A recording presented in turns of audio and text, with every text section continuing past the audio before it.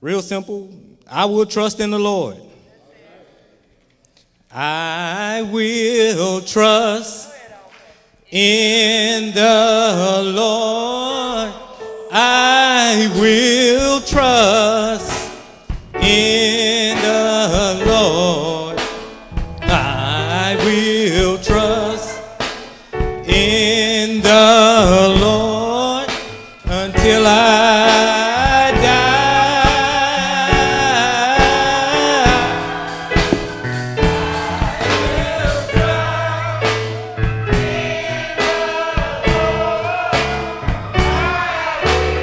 Trust in the Lord.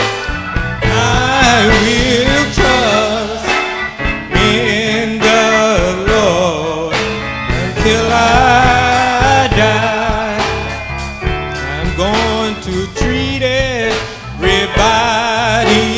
right. I am going to treat everybody right. I'm going to treat everybody right until I die. I am going to treat everybody right. I am going to treat everybody right. I am going to treat everybody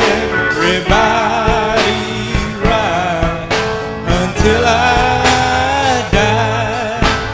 I am going to stay on the battlefield.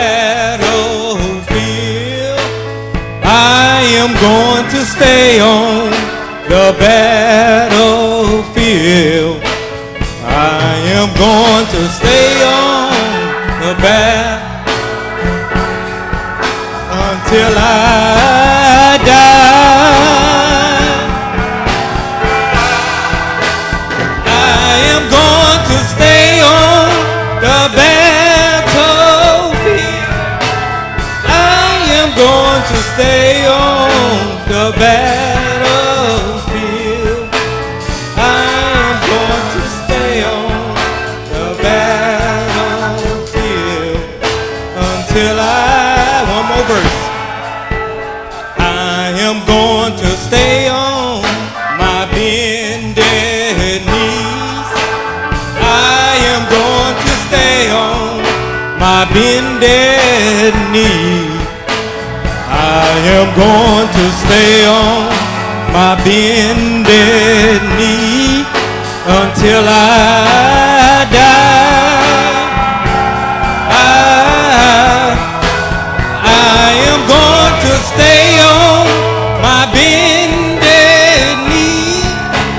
I am going to stay on my bended knees. I am going to stay on my bended knees until I die. I am going to watch, fight and pray. I am going to watch, fight and pray. I am going to watch, fight and pray until I die. I am going to watch, fight and pray. I am going to watch, fight and pray. I am going to watch, fight and pray.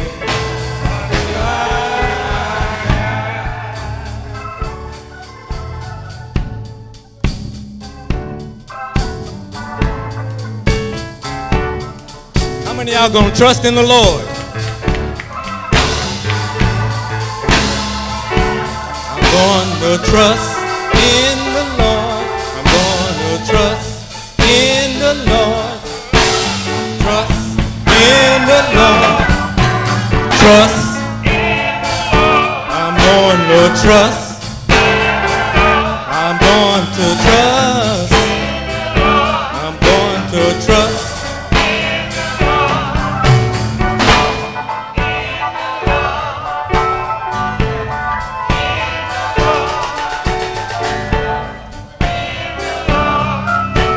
going to trust him because he's my everything.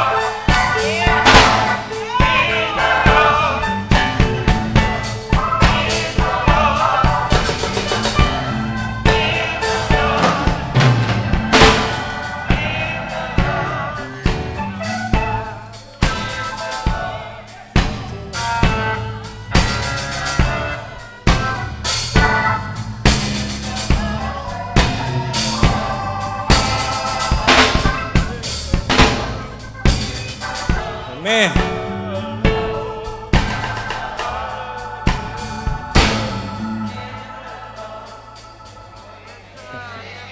Amen.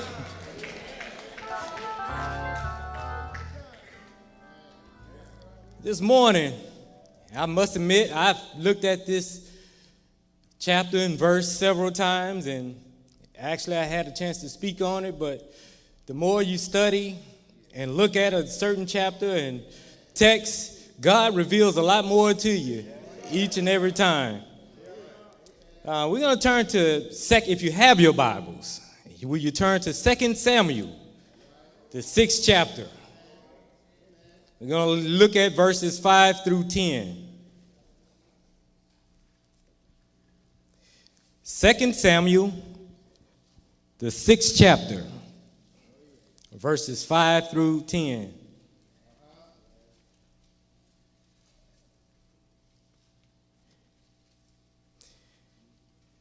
And David and all the house of Israel played before the Lord on all manner of instruments made of wood, of fir wood, even on harps and on psalmistries, and on timbrels and on cornets and on cymbals.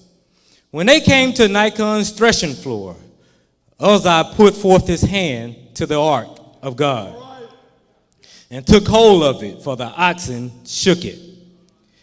And the anger of the Lord was kindled against Uzzah, and God smite him there for his error. And he had died by the ark of God. And David was displeased, because the Lord had made a breach upon Uzzah. And he called the name of that place Peruzzah to this day. And David was afraid of the Lord that day, and said, how shall the ark of the Lord come to me? All right. So David would not remove the ark of the Lord until the city of David. But David carried it aside into the house of Obed-Edom, the Gittite. I want to use as a subject this morning, a harmless action, but a major mistake. A harmless action, but a major mistake. Many times in life, we want to put our hands to certain things and do certain things that doesn't really seem bad, but it's not the right thing to do. In our text today, we have God, David, Michal, the daughter of Saul, Obed-Edom, Abinadab, and his sons, Uzzah and Ahio. David is seeking to bring the ark of God back, or bring it to Jerusalem. Not back to Jerusalem, but to Jerusalem, which would be the right thing to do. So David gathers 30,000 chosen men, elite men of Israel. He gathered so many of his best soldiers because bringing the ark to Jerusalem was a very important step towards providing a central place of worship for all of Israel. This was the Ark of the Covenant, which God commanded Moses to make long before David's time. The ark was simply a wood, not simply, but it was a wood box, completely covered with gold, with a gold lid, known as the mercy seat. Inside this ark was a